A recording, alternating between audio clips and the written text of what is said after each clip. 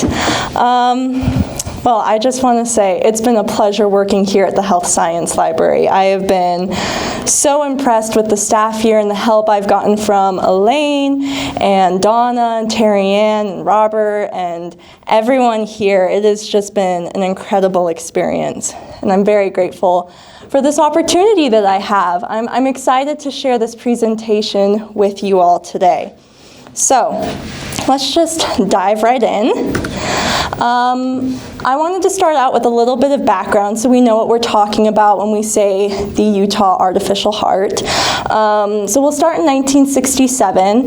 The University of Utah began research and development of the artificial heart at this time. This was a nationwide interest in artificial organs, so the University of Utah was not the only program interested in artificial organs, but they did do a really good job looking into it.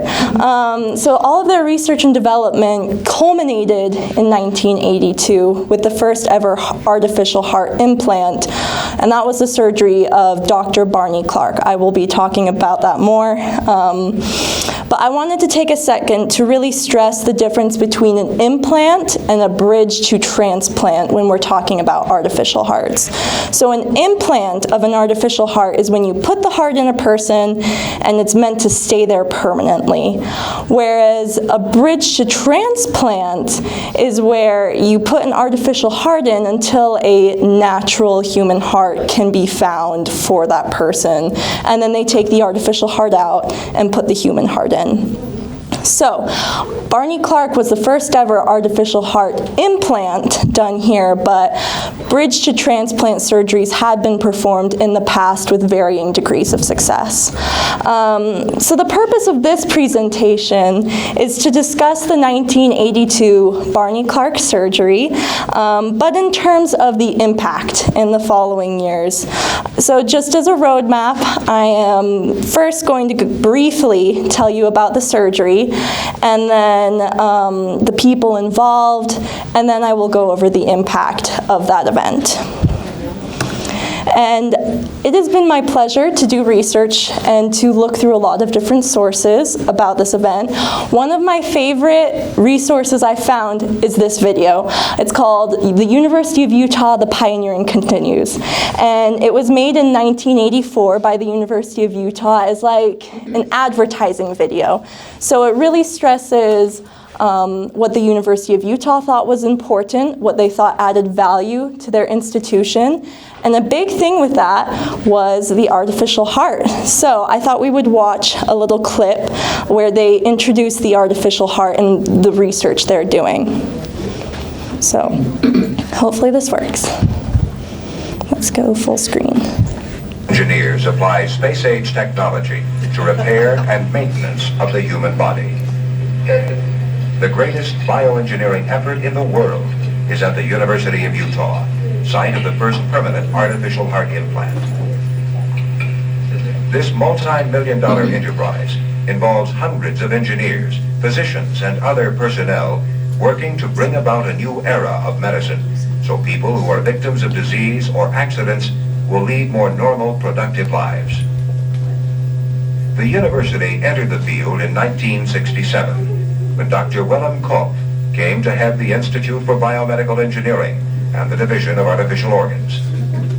Dr. Kulp's purpose in developing artificial organs has never been mere mechanics.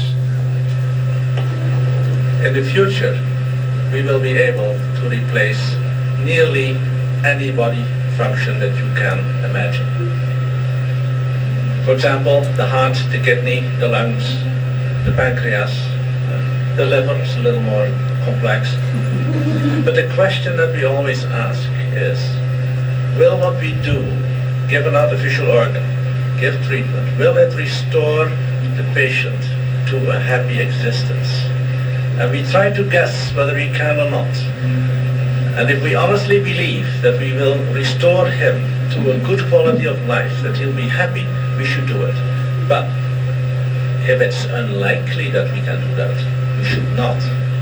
An artificial organ should never be used just to prolong life, and certainly never to just prolong suffering.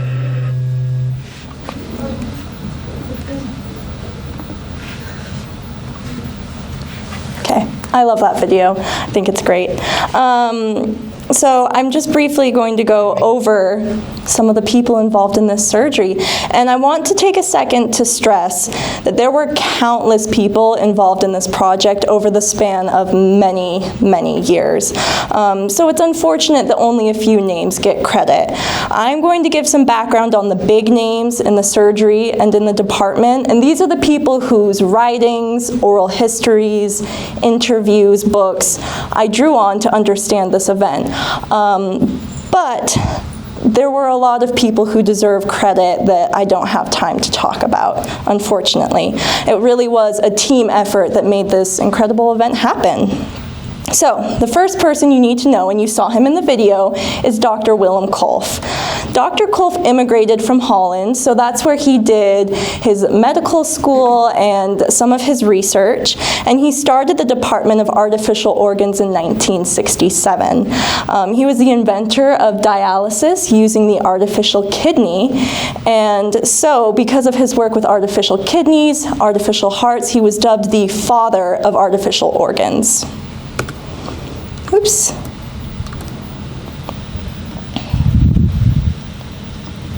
Then we have Dr. William DeVries. So he was a Utah native. He grew up here and did medical school here. And he was the doctor who led the surgery and implanted the heart into Dr. Barney Clark.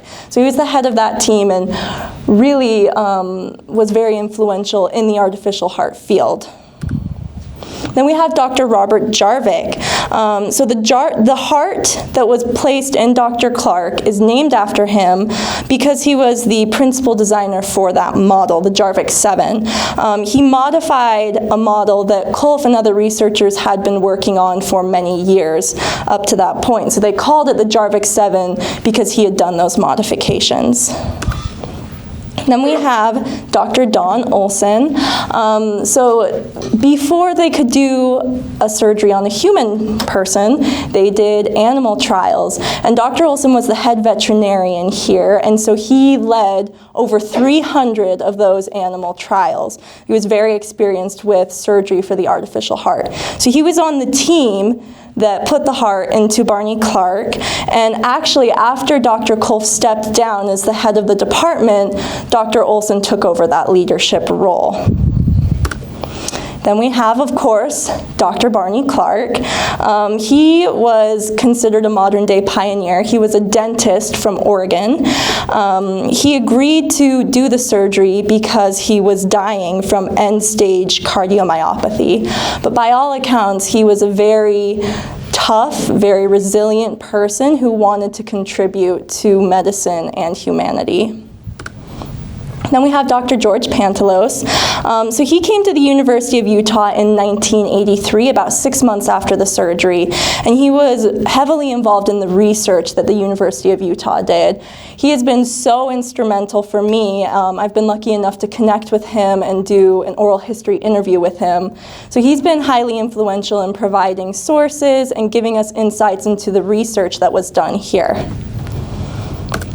So, talking about the surgery itself, this occurred on December 2nd, 1982. So we just barely passed the 40-year anniversary, yay. So it was the first FDA-approved artificial heart implant into a human patient.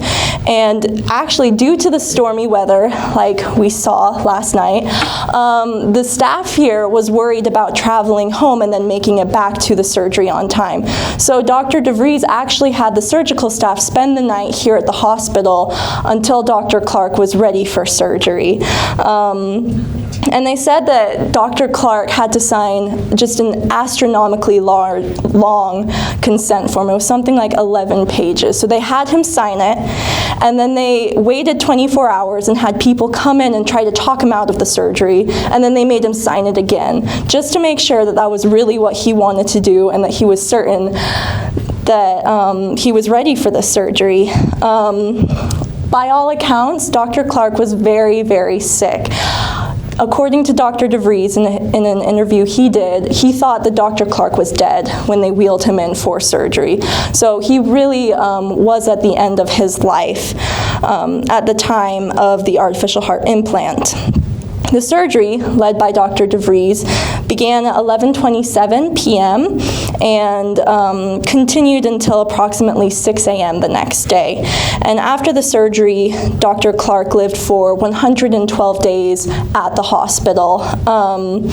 Throughout his post-surgery recovery, he had a lot of complications, including a tooth infection, seizures, and a broken valve on the artificial heart that had to be replaced. So it was a bumpy road, and eventually he passed away due to complications from antibiotic-associated colitis. According to a book written by Dr. Olson, shortly before his death, Barney Clark did state that he felt that the surgery had been worthwhile. And at the time of the surgery, everyone thought it was a great success that he even made it off the table. And the team here was very pleased that he had lived as long as he did because of the things that they learned from that experience. So there's been a lot written about the 1982 surgery itself. My research is mostly focused on the impact or the aftermath of that surgery.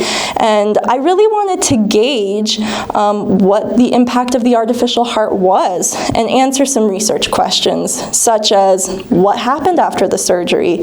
How did the University of Utah continue to contribute to the field of artificial hearts?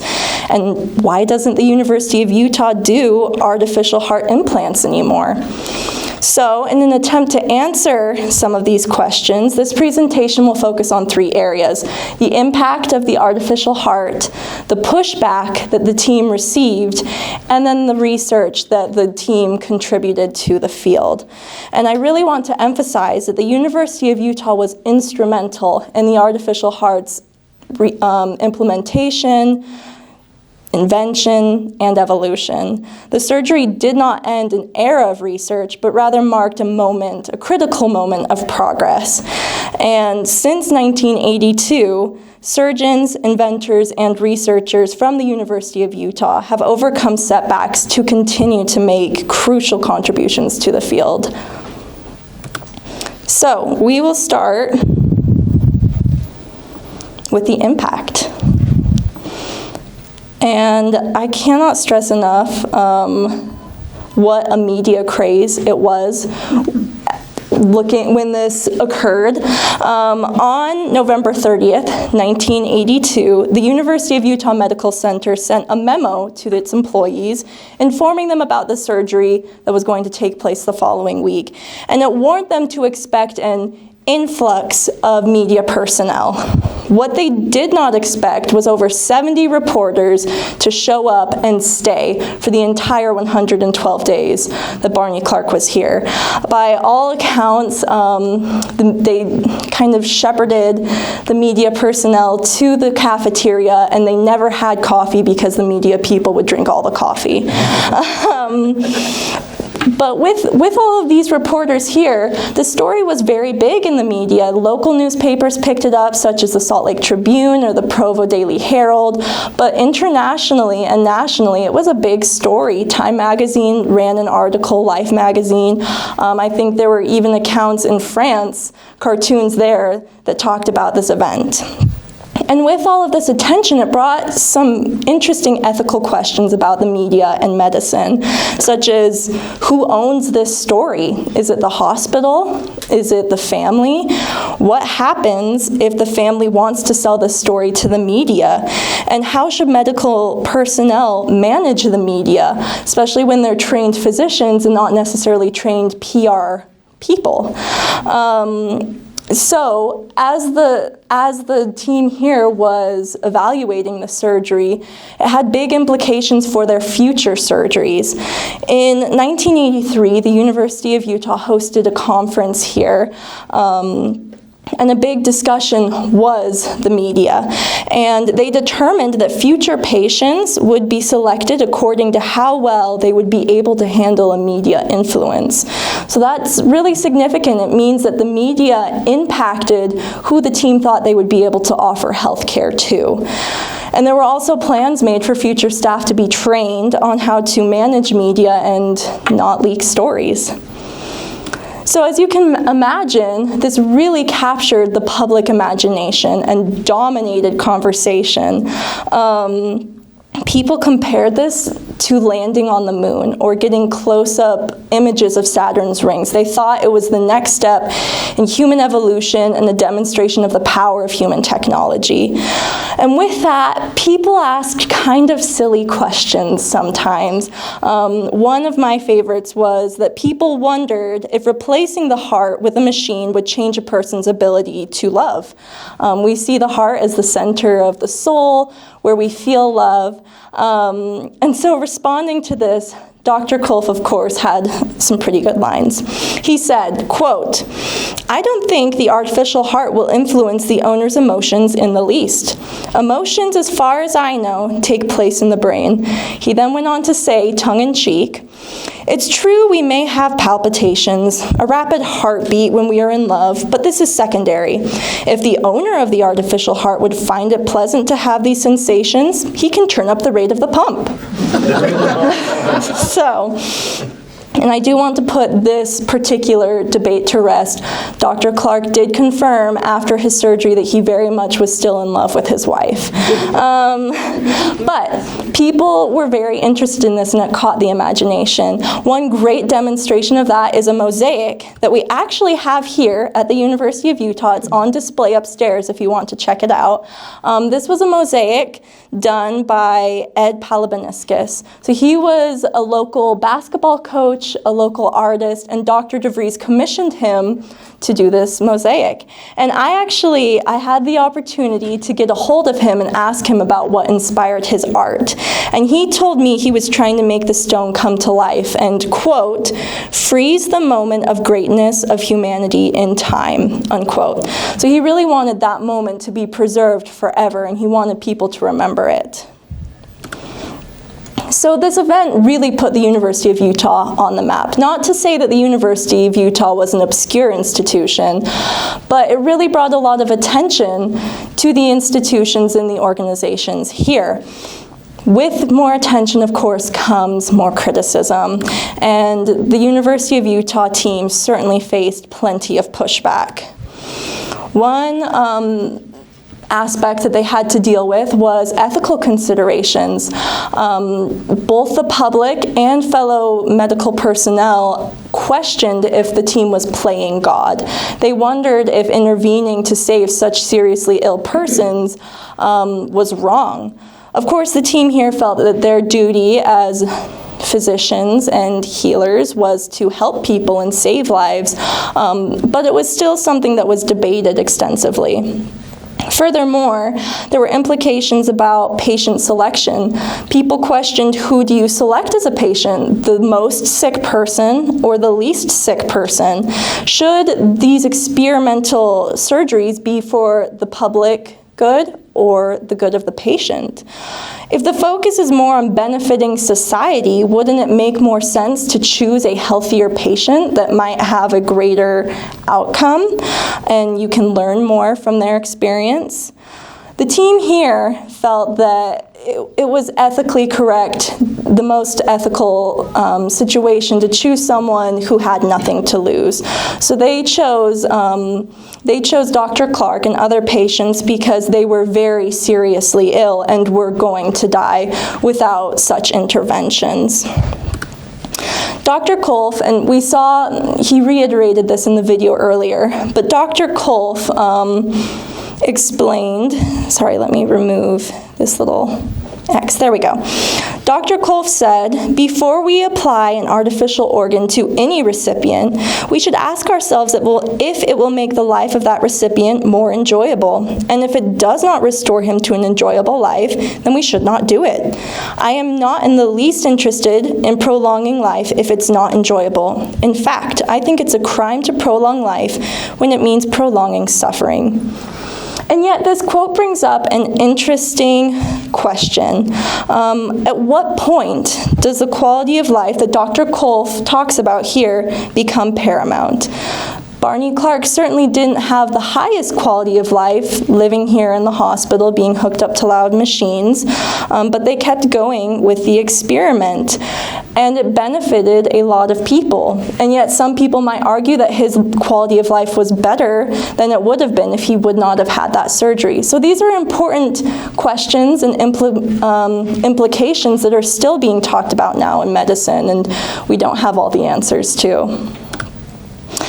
Beyond ethical questions, there was also economic pushback. Many people called for triage. So triage is a French term for a medical battlefront procedure. It's where overworked physicians reject some patients as too lightly wounded to require treatment, and then reject others as too heavily wounded to require treatment. And then they take their limited resources to focus on the remainder of patients. In 1984, Otto Friedrich published an article in Time magazine where he called for triage in high technology medicine. He maintained that developments such as the artificial heart were sapping resources away from the public for the sake of a few critically ill persons. He emphasized that programs such as vaccinations, inner city medicine, or preventative measures were losing funding that was going to these areas of development. He echoed the sentiments, though perhaps not as bluntly, of some like Colorado Governor Richard Lamb, who stated, quote, "We've got a duty to die and get out of the way with all of our machines and artificial hearts so that our kids can build a reasonable life," unquote. Others, like David Blumenthal, said, quote, "The artificial heart may prove to be the first instance in which the price of preserving the myth that life is priceless may prove too high." So there were certainly many people who questioned whether or not they should be spending their resources in this way. Dr. Jarvik and Dr. DeVries rebutted these arguments by saying that cost-benefit analysis would not be accurate until programs were established and they got past the first few cases. They argued that the first patients would, of course, be much more expensive and have the worst results.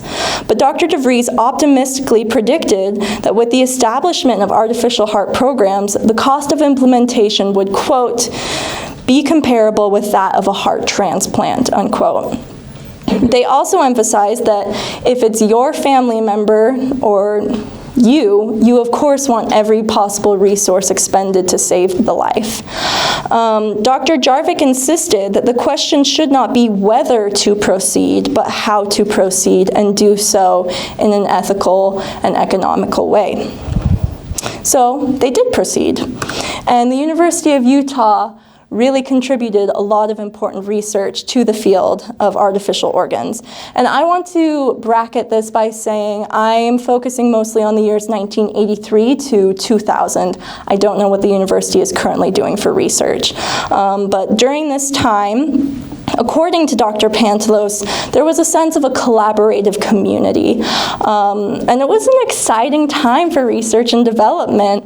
There were conferences being held. There were many programs developing artificial organs. There were programs at Penn State, the Texas Heart Institute, and the Cleveland Clinic. And the American Society for Artificial Organs was established and published a regular journal. And there were other journals that were being published as well. So according to Dr. Pantalos, quote, "It was actually a fairly small community, and you got to know people, and you felt comfortable picking up the phone to ask them a question about a certain situation that you'd encountered and see if they had any insight and vice versa. And when the opportunity permitted, we'd visit each other's labs to see firsthand what they were doing and how they were doing it," unquote. I really like the way it was summarized by Dr. William Pierce of the Penn State program when he was asked, who is the top program right now for artificial hearts? He replied, "When you're doing something as difficult as we are, and there's very few programs doing it, you're more concerned with the preservation of the species rather than the pecking order." So there was this sense of propelling medicine forward rather than competing with one another. Of course, egos are always involved, and people are human, but there was this sense of community involved. Nonetheless, Barney Clark proved to be the only artificial heart implant done here at the University of Utah Medical Center. And when I was trying to explore why that was, I came across a couple of different reasons. First of all, Dr. DeVries moved to the Humana Heart Center shortly after Dr. Clark's surgery, so he was no longer here to lead those surgeries. Furthermore, the transplant program was established in 1985. And let me reiterate again, transplants are where you put the artificial heart in, and then you find a natural human heart and remove the artificial heart. So that's a bridge to transplant rather than an implant. So the transplant program was established, and they began stressing the artificial heart as a bridge to transplant instead. So transplants became the ideal. Directors at the University of Utah argued that the cost and risk of maintaining the artificial heart had more potential for long-term complications. Nevertheless, they emphasized that the hospital would continue to use artificial hearts for some patients, especially those who could not find a transplant or did not qualify for the transplant program.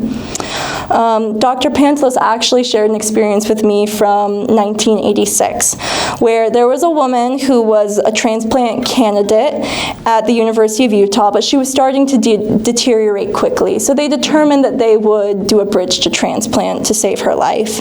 So the team was preparing to operate. They had been prepared. They had scrubbed in. They had moved all the equipment over to the operating room. They were excited. And as they were prepping the patient, they get a call at the last minute that they found a donor heart down in Phoenix that would be a match. So they didn't do the surgery. They were disappointed. Of course, they were excited for her that she got a transplant heart. But you can see that the transplant program was really quite effective. Furthermore, medication started negating the need for surgery.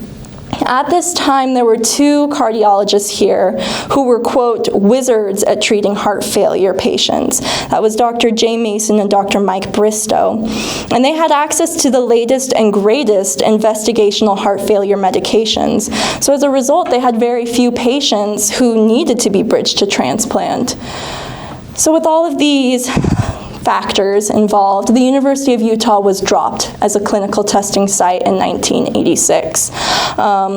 Nevertheless, they continued researching and developing artificial heart models and being involved in the field. So I just want to highlight some of the artificial hearts that were developed here. I don't have time to go through all of them, but I thought I'd pick my favorites. So, first is the Jarvik 7. We actually have that upstairs. It was kindly loaned to us. There's a model of it that you can see. This was the heart that was put into Dr. Barney Clark. It was developed by Dr. Jarvik. Then we have the Utah 100. So this was based on the Jarvik 7, but was designed to have a better fit into patients. It was a little bit smaller. It was designed to have a more favorable blood flow pattern.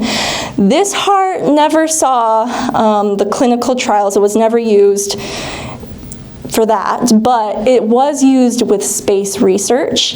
So it actually flew on the Space Shuttle Discovery, which I think is really impressive. It's done more space exploration than I have. Then we have the J7V7, which was a vacuum-formed total artificial heart. So Dr. Kulp's laboratory developed this model with a new production process, vacuum forming. And the hope was that with this new production process, they would be able to lower production costs and make this heart more accessible. So you can see they really were concerned with how is this going to impact our patients? Can we make this more affordable? How can we troubleshoot that? So we can see that the University of Utah contributed heavily to the field. And when we look at artificial hearts now to where they started, we can see a lot of differences. First of all, artificial hearts are used as a bridge to transplant. That's the norm these days. But contemporary artificial hearts are very different. They're smaller, more effective, and more cost efficient. And there are many more options out there for patients to choose from. Most patients can also now return home while they're waiting for their transplant and have a higher quality of life. I read an account of one gentleman who lived for 5 years with an artificial heart and would ride his bike around. He would just carry a little backpack with him. He would ride his bike around. There are other patients who have been able to do walking, hiking, dancing. So patients now are able to have a much higher quality of life than where we started. And artificial hearts are still quite applicable to medicine. The demand for heart transplants still far outweighs the supply. So this is still a developing field. There's still a lot of research that needs to be done, but I would argue that it's still applicable and important. And I just want to emphasize that all of this was made possible because of the foundation laid here at the University of Utah. Thank you.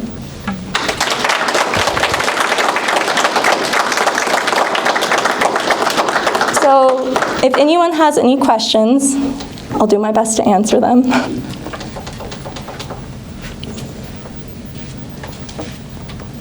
Let's see, let's do Eliza and then this woman in the front. So I wanted to ask, because I'm also a historian, what were some of the struggles that you came across while doing this research? I would say that there's a lot of information. So as I was trying to sift through, I had to do a lot of weighing of which sources do I believe, which one, when I'm choosing between sources, what do I believe? Do I draw more on oral histories or on newspaper articles? I did a little bit of both, but I felt, for me at least, I drew heavily on oral history accounts from Dr. DeVries, Dr. Pantalos, Dr. Olson, because I thought that people who had actually been there and experienced it would offer a really important insight to this experience. Yeah? So first of all, my name is Susan. And Hi. Second of all, hi, and that is very interesting. I was just wondering if you were able to find out how many other patients were sort of competing with Dr. Clark to become the first patient? So from what I understand, they were kind of recruiting people. So Dr. Clark actually said no the first time that he came. They referred him to the center, and then they took him in and showed him, you know, the cows that they had operated on, and he was kind of intimidated by that. So he actually said no. So from what I understand, they were more trying to find people. But there were other qualities they were looking for. For example, they wanted to find someone who was over the age of 60, so someone who wouldn't qualify for a heart transplant, someone who is very, very ill and would have nothing to lose by having this surgery. And then they wanted it to be a man who was kind of large because they worried about fitting the artificial heart into someone who was smaller. So they wanted to make sure that they had space. So it was kind of a narrow field of people that they could find. So it was actually quite impressive that they were able to find Dr. Clark. That was kind of interesting because it was almost by happenstance, because Barney Clark had come to Salt Lake and seen Jeff Anderson over at LDS, who was also part of University Hospital. The referral came just by, as I say, happenstance, because Jeff was down at Old Diner in Ilson exercising, where he met Bill DeVries, said, I've got this patient with a cardiomyopathy you might be interested in, and they hooked up, rather matter of factly, on that basis. And that's all how it came. Yeah. They weren't really, I don't know that they were actively recruiting patients at that point. It just was that particular set of circumstances. Everything came together at that point in time for the surgery to happen. Thank you. Yeah. That's great. I was just going to ask that question. How was he referred? That's an insight I've never heard. Yeah. Yes. I wonder if you know what became of the artificial organs program. Did it just dissipate when Dr. Kulp moved on, or? So Dr. Kulp retired. According to records, he never really retired until he died. But Dr. Olson actually took over for him after that. I know we have, actually Dr. Pantalos is on Zoom right now. He might be able to answer that question better than I can. Sure. Well, hello, Emma, and all of my friends who I know and don't know in Salt Lake City. It's nice to feel connected back to the U. To answer the question, Dr. Kulp stepped down as the director of the Institute for Biomedical Engineering in 1986, and like Emma said, Dr. Olson assumed the directorship of that. But the development of the artificial heart continued, both with an NIH contract to make a totally implantable electrical artificial heart called the ETA, and then also to develop an electrical totally implantable left ventricular assist device in conjunction with the Ottawa Heart Institute. And that work continued into the 90s until the funding ended, but there were still other research projects going on. One person who wasn't mentioned of the many that Emma said wasn't able to mention it was my friend and colleague, Dr. Fazal Mohammed, who was an amazing research hematologist, and with the artificial heart, one of the most difficult things is finding that narrow line between too much anticoagulation that could lead to bleeding and not enough anticoagulation that could lead to blood clots and then emboli. And Fazal led some very excellent research into blood clotting at the artificial heart program down at the lab. Now, one of the other things, as you can imagine, there were several people who were involved in the program at Utah at one time or another, who then went on to continue artificial heart work at some other location. The first person I think of is Dr. Lyle Joyce, who actually was completing his fellowship in cardiothoracic surgery. In the operative pictures that you see with Bill DeVries, Lyle Joyce is the surgeon who's assisting Dr. DeVries. When he finished his training at the U in 1984, he went on to Minneapolis to start a transplant and artificial heart program there. And then he went on to the Mayo Clinic, and he's now currently at Medical University of Wisconsin. And that's just one example of someone who's done, but keeping the heart local, so to speak, Dr. Jim Long, who also did his cardiothoracic fellowship at the U several years after Lyle did, he had an extra year to do research with us at the Heart Lab before he then did his cardiothoracic fellowship. After he was done, he became clinical faculty at the U and was an attending surgeon over at LDS Hospital, where they did transplants, total artificial heart implants, and VAD implants as well. And I think that program wound up doing a total of 8 or 9 total artificial heart implants by 2000. That's when I left Salt Lake City, and I'm not sure what level of activity continues with Intermountain Healthcare, but if I remember correctly, they're still doing transplants and VAD implants at University Hospital there in Salt Lake. So what became the focal point in 1982 has emanated through lots of people going all over the country and all over the world to continue the effort. So thanks for the chance to make a comment, Emma, and congratulations on a very insightful and interesting presentation. Thank you. I think I can probably take maybe one more question. Yes. Susan, right?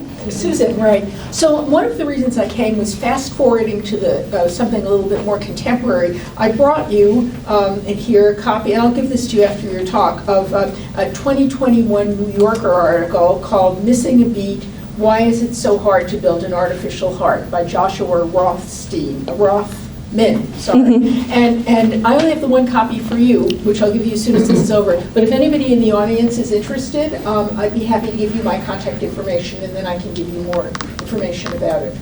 Thank you so much. Well, thank you so much for this opportunity to present. I think Kathleen had some comments to make. just want to, and do I need a microphone in order for people to hear? Do you want to use mine? Close. Here. Okay, very good. So first of all, I just want to say thank you, Emma. This was a very interesting presentation. I really enjoyed it. Emma is one of our graduate students. We hope to hire a new graduate student every year.